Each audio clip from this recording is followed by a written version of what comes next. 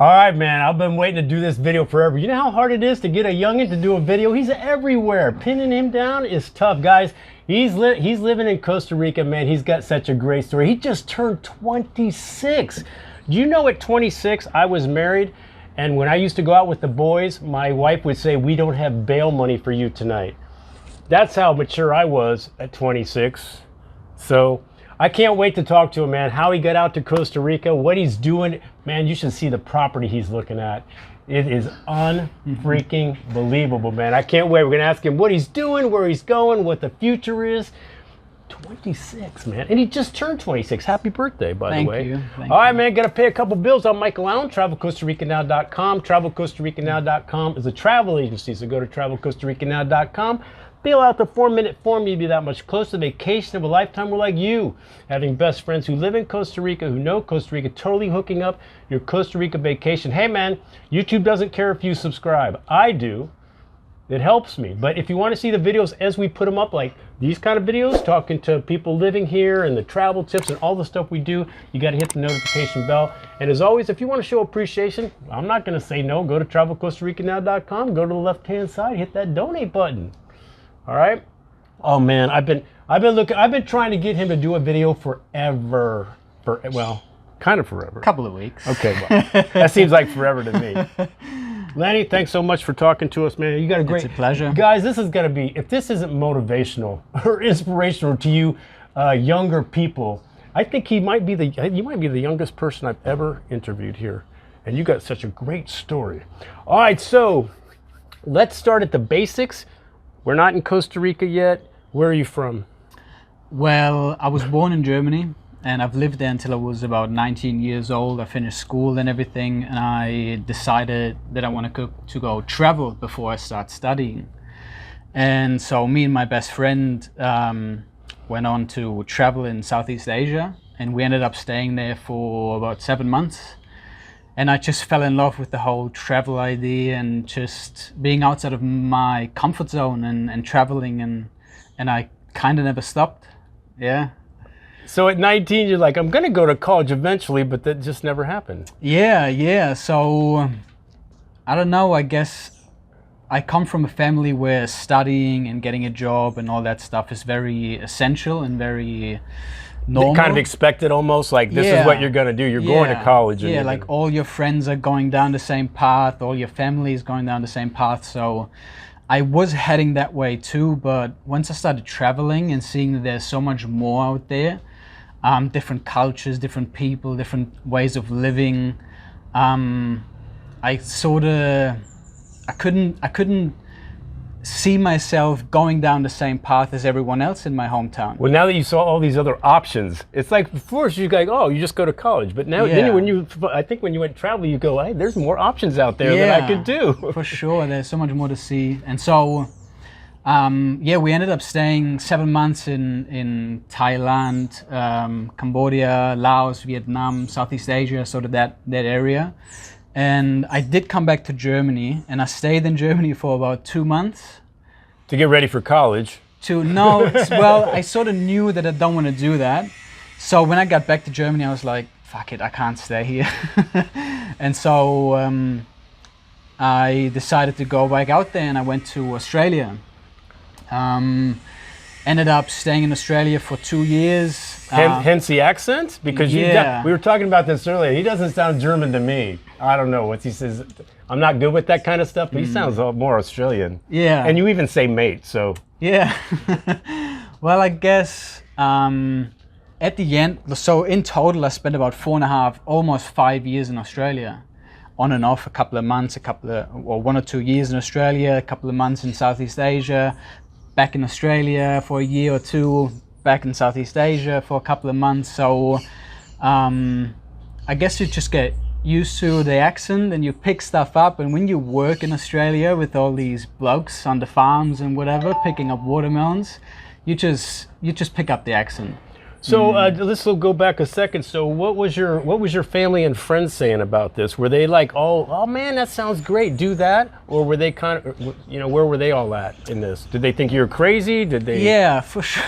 I mean, Yeah, I imagine so. Well, after talking to you for a while, you kind of got a little crazy with you. No, no, seriously, were they kind of Yeah. on board with that, or they I just would say my mom was the most open with it. She was like, "Go do it. Sounds great. Whatever you want to do, if as long as you're happy, go out there and do it. Sounds awesome." So she was on board from the beginning. Obviously she's missing me and whatever, but she was like, "No, go out there, live your life and explore." My dad was more dad-like? yeah, sure. And he, I think There's no future in what you're doing, son. a little bit, yeah, no, I guess so. In the beginning it was like that, but after a while, after seeing that I am doing my thing and I'm growing up and I'm living my life and I have fun and I'm happy and I do the things that I wanted to do, after a while, I guess he realized and he was like, "Look, you seem happy and you seem like you know what you're doing, so why not go for it?" Do you think they half expected you that this was kind of a phase? You know what I mean? Like, Yeah. we're gonna say, yeah, honey, let's just say, yeah, do you. Yeah. He'll be back. He's gonna, you know. Well, I do feel like he still sometimes thinks that. He still sounds like, well, let's see how long that you... was a good 7 years ago, right? I mean, Yeah. Well, I am still only 26. So. and again, he really did just Yeah. turn 26. So, you know, when I first met Lenny, I did have to ask him because I would ask him on tape anyway. So when you're doing something like this, I did have to ask him if he was independently wealthy, like just silver spoon. Hey, I got money. I'm traveling, do whatever the hell I want. And it didn't sound like you were silver spoon, but you might have made a couple good decisions in your life. I mean, we won't get too personal with your finances, but this is kind of key, I think, of you traveling. So if you don't mind. Yeah. Well, I mean, I do come from a wealthy country, right? So Germany has money. So, but that doesn't really have any influence on me. Yeah, you were picking watermelons, obviously. Yeah. So. So the reason why I went to Australia in the first place was because I knew I need money to support my travel habits, right? And Australia seemed, I only knew stuff from online, right? Only the research that I did, and it sounded like in Australia you can make good money with no experience and no work experience and nothing. So that's why I initially went out there, and it worked out. I made good money working on the watermelon fields in the desert for 2.5 years. That was crazy times, awesome times. One of the best times that I've ever had. Did you go by yourself, or are you still traveling with a friend? No, he stayed back home and started studying. So he's a responsible one. No. Yeah, I guess so. So you went yourself? I went there myself and and started that journey, and I wanted to make money to keep traveling and keep doing what I was doing, right, for the past 7 months. And so I did that. I saved up a fair bit of money, and I did spend some of it when I visited Southeast Asia in between, but I did save most of it and started. Well, I guess I realized that just by working 9 to 5, I can't really save up enough money to fulfill the dreams that I had back then already, of buying land and doing all this crazy stuff that I'm doing right now. So I guess I started looking into investing and all that sort of stuff, and just every spare cent that I had from working on the farms, I put into Elon Musk, and I love that. You know, a big shout out. I'm a big, I mean, don't want to get all political, but I'm a big fan of Elon anyway. Yeah. So when I first heard that, I was like, yes. Yeah. No. So apparently you got in early. Yeah. Well, it was interesting. Tesla stock, I'm assuming. Yeah, right? Tesla. Yeah. Or SpaceX. I don't know. No. Tesla. I don't think you can invest in SpaceX at the moment. Like, it's not public Oh, yet. okay. But yeah, Tesla, and it's interesting because the first time that I wanted to invest was 2019, where the stock was and I don't want to get too deep into it, but it was very low in 2019, and I was like, fuck, I need to invest. This is the right time. A good time, right? I messed it up. I got, I don't know, I got, how do you say, distracted with working and whatever. And then a couple of months later, I've seen the stock again and it was like 50 times higher, and I'm like, you idiot. But I still invested at a good time, and it worked out. Yeah, I literally poured every single spare cent that I had into this one stock. And we're going to get to your properties you're looking at eventually, but obviously you're under this. You did well, we'll say. Yeah. You know, or it's going. It's going well because Yeah. we have some friends that did the whole Bitcoinish thing, and they kind of took a hit, you know, in these last 6 months or whatever. Yeah. It's So a rough market at So the anyway, moment. we'll just say thank you, Elon. Lenny, I'm sure appreciates that. Yeah. But we're gonna get back to it. So you're in Australia. You're doing some traveling. You're saving up. You're investing. You got some money. How'd you get here? Because it sounds like you were mostly just doing Asia. Yeah. I did fall in love with Southeast Asia.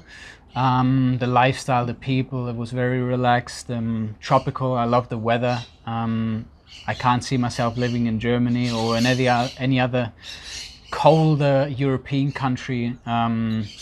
So it had to be something like that. And I did think about moving to Southeast Asia, Cambodia or Thailand or these countries, but it's just a little bit unstable over there, and buying property is difficult.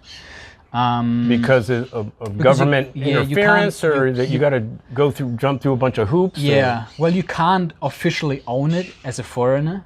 Okay, I got it. So you have to have like a 51% share of a native that owns the land, and that sounds dodgy to me. I don't want to buy a big property or a property, and then after a couple of months, somebody's going to be somebody goes, "Thanks, Lenny, appreciate that purchase." Yeah. So that felt. So that didn't really work out, I guess.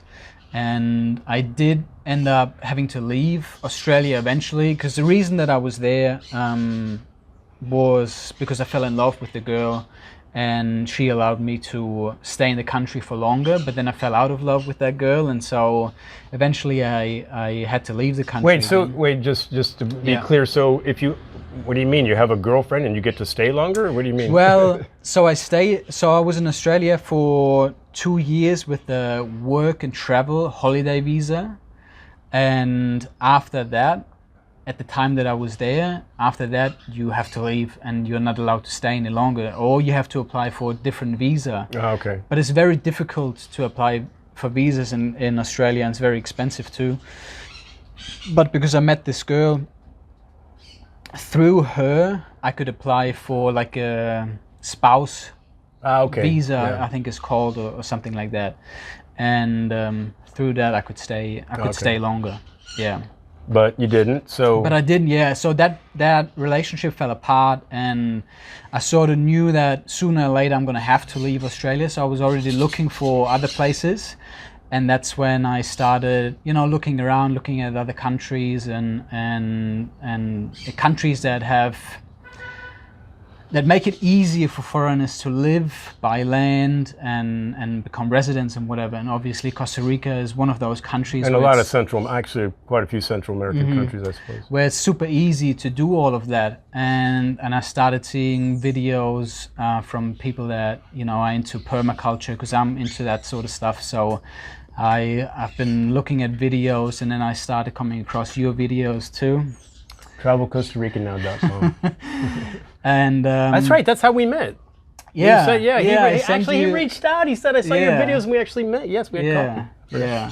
So, just seeing all these videos on YouTube just made me really interested, and I guess then and there, when I was still in Australia, I decided, fuck it, I'm gonna move to Costa Rica no matter what. And you've been here how long?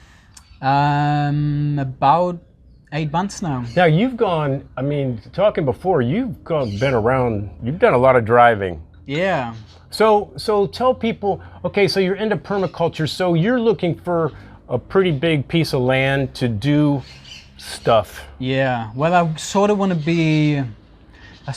be off-grid, producing as much of my own food as possible, just living a relaxed life, and yeah, being in nature, more connected to nature, working with nature, and yeah, sort of in that direction.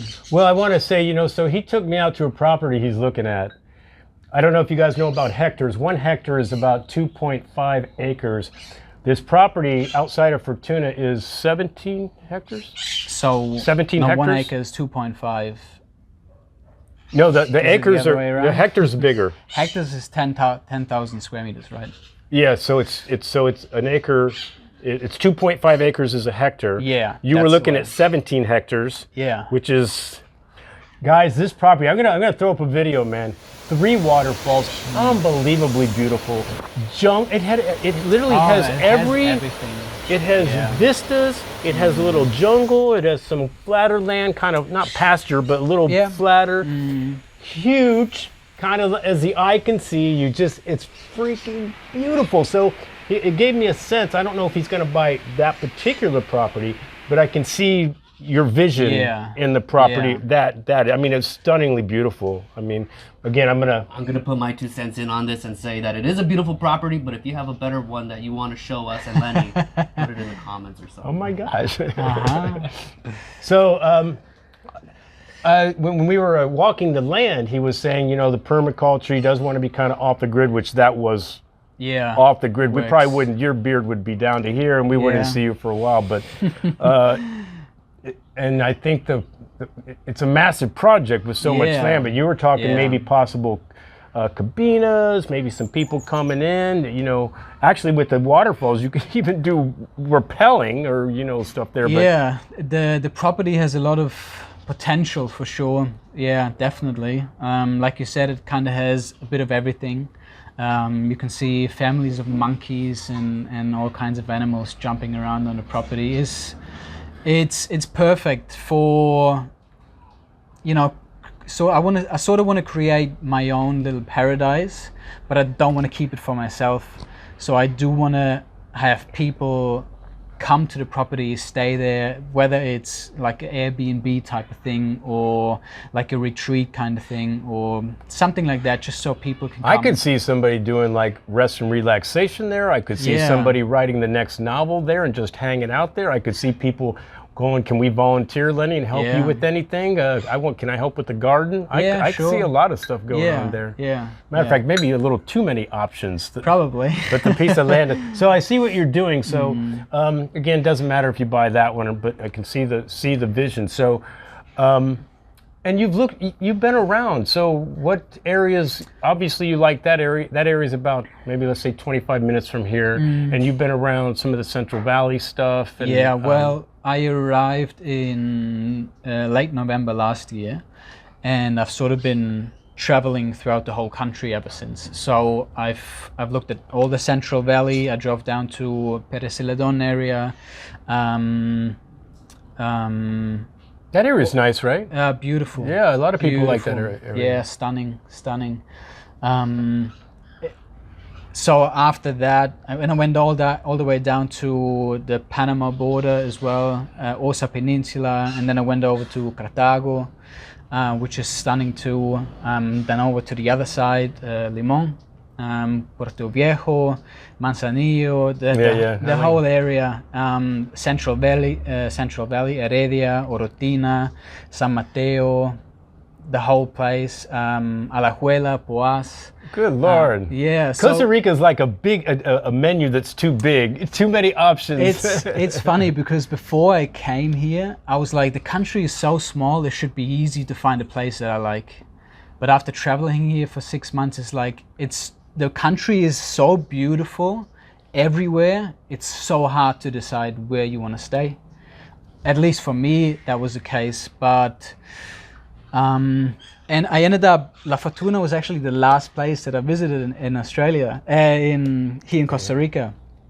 And I just fell in love with the weather, the volcano, and also because I do want to work with tourism, this seemed like the perfect place to be, where I can be outside of town, have my own space. It's a decent fit. Yeah. Tranquilo, and a nice, relaxed lifestyle, good climate where I can grow my stuff. But there's also a continuous flow of tourism that obviously I do need to make a little bit of money Right. to support, that whole thing. So it just seemed like here would be the perfect spot. Yeah. So sounds like you did some homework and research before you came to Costa Rica. Is it what you expected? I mean, what do you like? What's been positive about your experience? Because I know you're pretty gregarious. You're like, you know a lot. You know more people than I do. Mm-hmm. So you're out there. You talk to a lot of people. You've been a lot of places. What's some of your impressions to people that may not know the country and your kind of first impressions? Were you pleasantly surprised? Was it kind of what you expected? I heard the people were nice. I mean, what are some of maybe the positive things? No, for sure. I mean, you hear all this stuff, the country is beautiful, the people are nice, and it is true. It truly is like that. The country is stunning. It has so many different microclimates, and so it's like packed. It's a small country, but it's packed with adventure, beautiful spots, jungle, cloud forest, True. Beaches, mountains, waterfalls, just everything. The people are awesome. I've only had good experiences so far. Well, that's not actually true. In the first couple of days when I was in San Jose, I almost got into a fight with a junkie that tried to attack one of my friends, but shit like that. That's another video, Lenny. We don't want to be too negative. No, I mean, but that shit happens too. It's San Jose. San Jose, in the wrong area.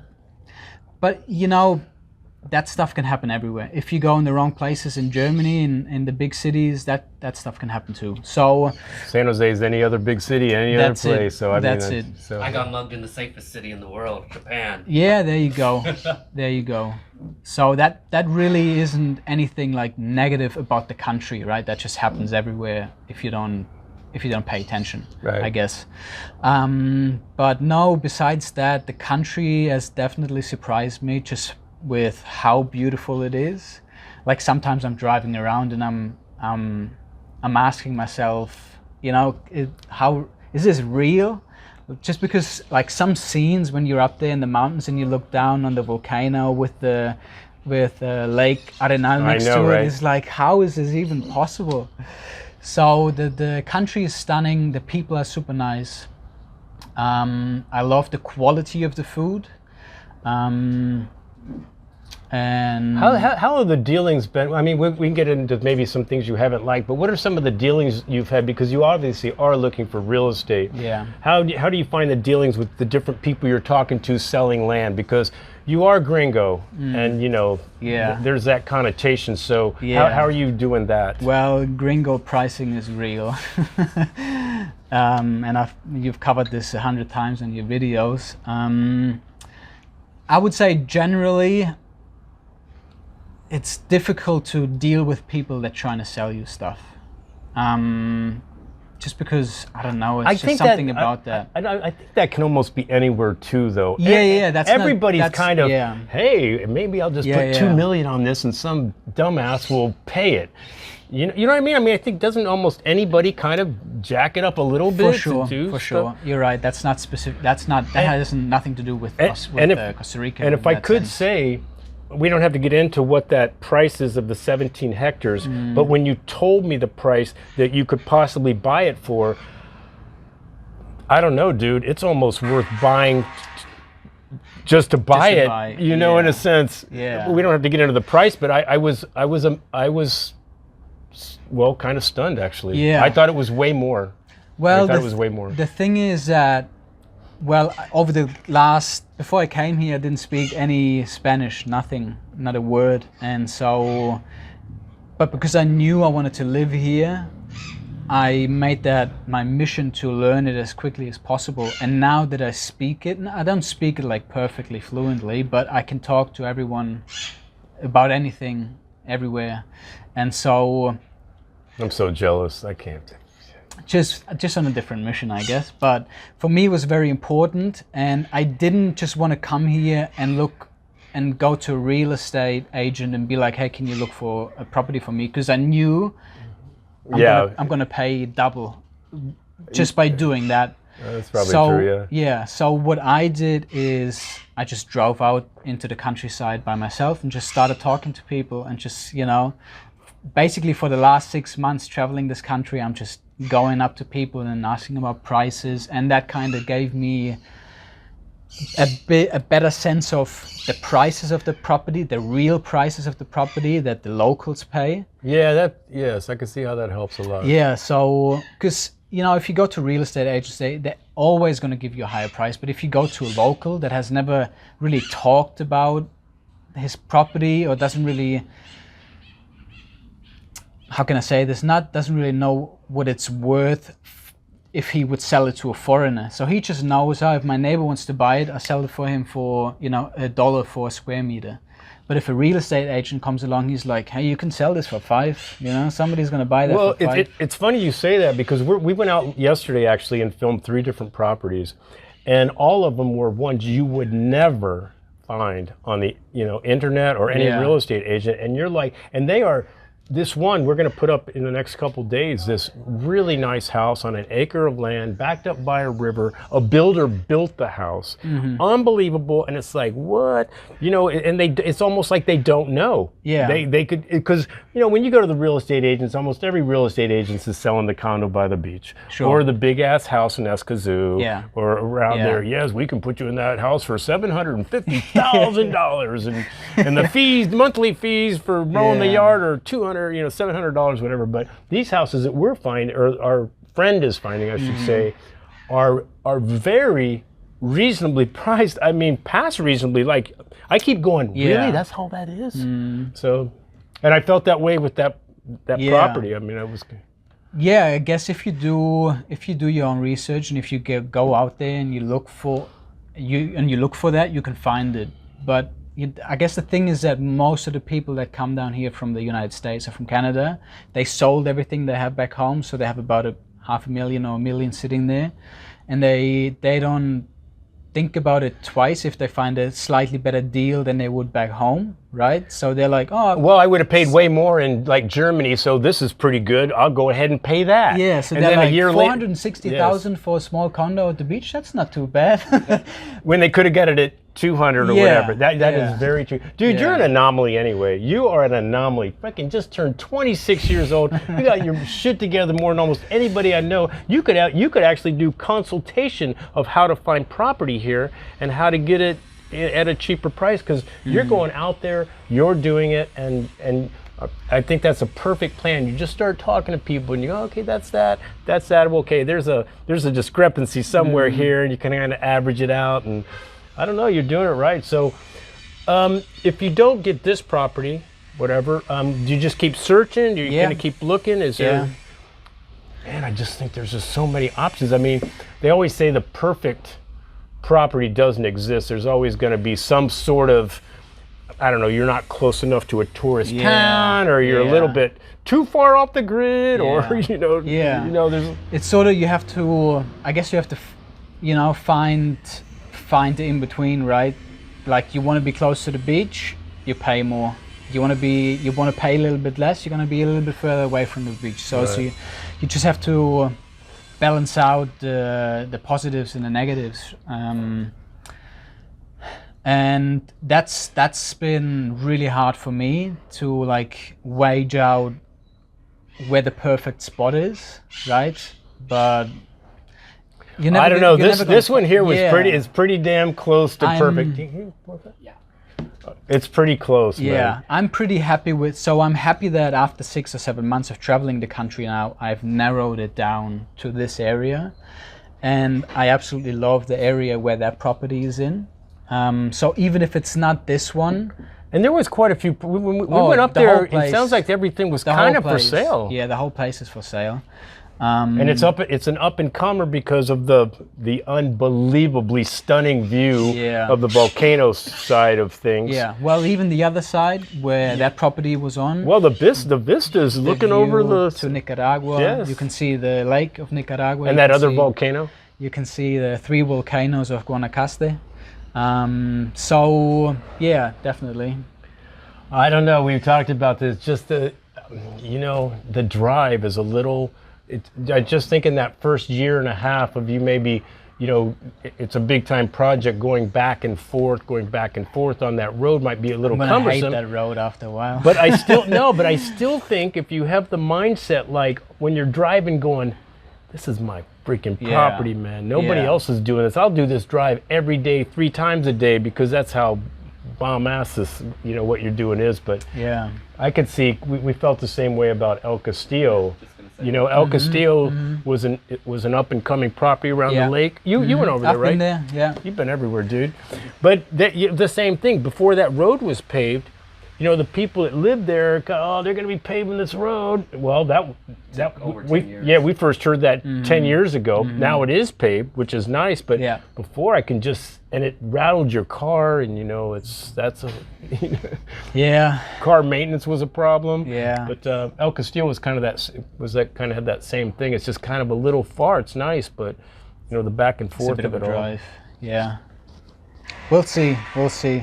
The thing is that I do plan on living on the property, so it's not like I'm gonna drive there back and forth every day. So I am planning on living there, as well as building the cabañas and doing all that type of stuff. I think once you got it going, I mean, you wouldn't be doing that so much. Or, Lenny, you just hire somebody to go to the Colonna and pick me up some screws. Sure, or that whatever. works too. That's what I think most people, worker bees, they're pretty kind of cost effective. It's not super expensive to have them. Bob's got one. We have a lot of friends that have people that work for them full time.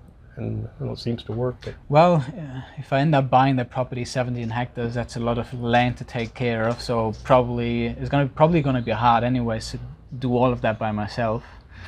I'm going to go with that's not going to happen quite like that. You're going to have to adjust that, Lenny, a little bit. Yeah. So is there anything traveling around that, not my favorite thing, like things you've been... Here in Costa Rica? Yeah. Like a little downside or whatever? I don't know, infrastructure, slow pace of Costa Rica, I don't know, anything? No. Just had to put that there.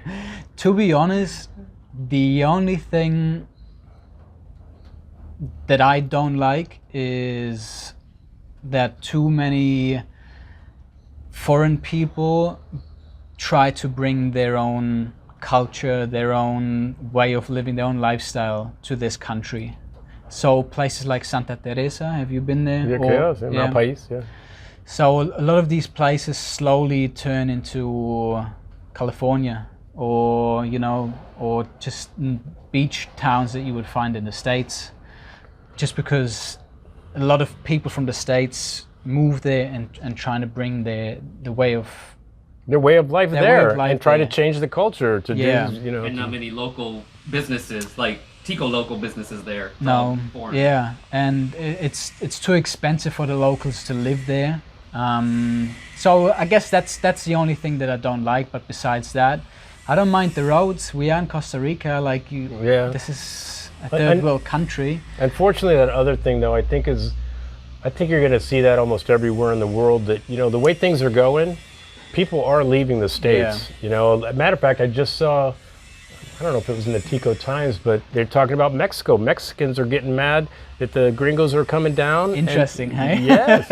And I can kind of see that. And I'm so that's why I don't want to be around those gringos, actually.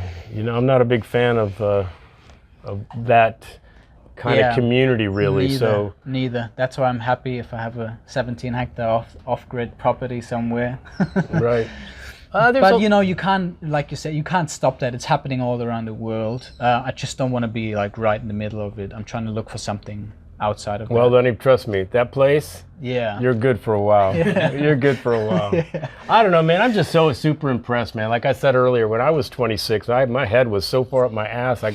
I would have never even, the fact you're doing this, at such an early age, is so, obviously you got a little bit of money, which is obviously helpful, But I still think without the money, it sounds like you'd still be kind of out there searching Trying to or work it looking out. or trying to Yeah. work something out, because you know there might be something a little better, something, you know, your dream is going to be Yeah. better by traveling, we'll say. Mm-hmm. And the way you meet people, you know, who knows who you're going to run into. Yeah, anything can happen. So any advice to the young crowd?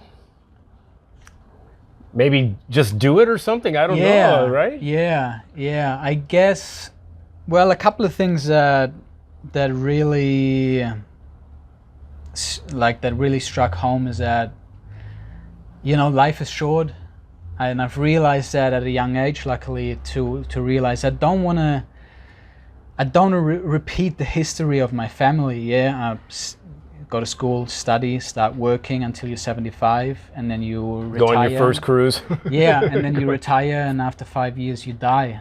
So that really wasn't something that I wanted to do, and it seems, and I see this in my own family, and I just thought to myself, man, there must be something else out there. So. Yeah, but you did it though. I mean, talking Yeah. about it's one thing, but actually going and just, now you're in Southeast Asia for 7 months. Like, wait, what? Yeah, You know? yeah. I don't know, man. Kind of cool. Just- Do you have yeah, brothers and sisters? I do. I have a younger brother and one older sister. Any of them with the same thoughts, or do they go, Lenny, what the hell are you doing? Get back to Germany and go to school? Or Nah, they're supportive. They're supportive. But I bet they're jealous. I bet they're jealous. maybe, I don't know. I don't know. I would say that the way it seems to me is that they're both happy with what they're doing. And you know, if somebody's happy with living that life, studying and working and going into the field of their passion, that's great. That's right. That's awesome if you can be happy with that, right? For me, once I started traveling, that was not an option anymore. Right. So I just said to myself, you know what? Let's use those young years where I have the energy and go out there and just try it. And if it doesn't work out, fuck it. You can still do something else. Right. How early on was this thinking? Did this happen pretty quick? Yeah, I would say a couple of months into, you know, that first 7 months in Southeast Asia, that completely changed my perspective of the world, my thinking. That changed everything for me. Yeah. The same thing, you know, just like an analogy.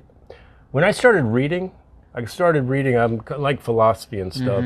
And when you start reading, one book leads to another book, and another book leads to another book, and you go, wow, I really like this way of thinking or this way of living. And then you just realize that how you've been living for these last 20 years, there's a 1,000 other ways to live a life. Now, I did it through reading. You did it through traveling. But when I was reading, I was like, man, I didn't know this existed, this thinking, this cool stuff. So I just kept going and going and going and going. Oh, man, there's so many options out there to live a life, or, you know, whatever. So. Well, it's exactly that. If you stay in your hometown and you never really leave and you never really talk to people from the outside world, all you think about is doing exactly what all the people that are in your hometown are doing, right? So you stick to that. But once you have your foot out there and you see, hey, people live a different life, there's different ways of thinking, there's different, especially when you know, you're like, you didn't really know that there was other ways. So see, I have a brother kind of like maybe your siblings. My brother stayed in the same town, he started working in a grocery store when he was like 16, 17, and he stayed there for like, 35 years, but he liked that life. Yeah. He liked that life. He liked that stability. He liked that, that whole way of living, starting the family. And he stayed, the rest of the family moved away, but he, that was him. He wasn't, he might have put his toe out, but he still wanted to come back and be in his community. And, that's cool too, right? Yeah. Like I said, if people are happy with that, and it seems like my family or my brother and my sister are going in that direction too, right? They're happy with being in that environment and doing what they're doing. So right, do you, right? Do you? Yeah. Well, Lenny, thanks a lot, man. We're gonna keep up with you. We're not. This isn't the last time we're talking, because we got to see where you land. People are gonna go, what's gonna happen to Lenny? This is gonna be like a drama series about once every year. We're gonna go, where in the world is Lenny? Yeah. Who knows where you're gonna be? Well, it's gonna stay interesting. I see you with this big beard. just traipsing around picking papayas and, you know. Yeah, my girl wouldn't like that. Oh, that's right. Yeah. Oh, he got a girlfriend here in Costa Rica, by the way. We're not going to talk about that, but right? Yeah, yeah. That's good, right? Everything good. Yeah, nah, everything's awesome. Everything's awesome. But yeah, it's gonna stay interesting. I'm looking forward to what's gonna happen in the next couple of months, and it's sort of been, you know, for the last couple of years of constantly traveling and moving from place to place, it gets quite tiring. And so I'm happy to now have found this place, and I'm ready to, you know, settle down a little bit, do my own thing, create my permaculture farm, and, you know, just do that for a little while. This is so interesting. I can't wait to see how this all goes. I think it's going to be. You might come to some bumps in the road, but man, you definitely thought out you got the plan, you got the dream, you know what you want to do, and I think you're gonna find it somewhere. Maybe it's not here, but somewhere. Yep. All right, we're gonna keep up with you. Thank you, Lenny, for talking to us, man. Taking the time. It's a pleasure. Hey guys, I'm Michael Elon. That's Lenny. If you're thinking about living or traveling anywhere, you should always do your homework and research. And if it's Costa Rica, I'm gonna say start with our videos. That's what I'm saying. That's D'Angelo. Say goodbye. Goodbye. Ciao, guys. Have a good one.